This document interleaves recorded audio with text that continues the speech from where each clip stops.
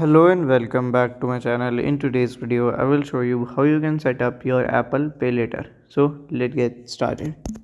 So here we can see to get the Apple Pay Later, first of all you must be 18 year or 18 year older. Then you should be a US citizen or a lawful resident with a valid physical US address or not the PO address. Okay, and you should have the Apple ID, and for the verification you should must have a driver license or state issued photo ID, for example.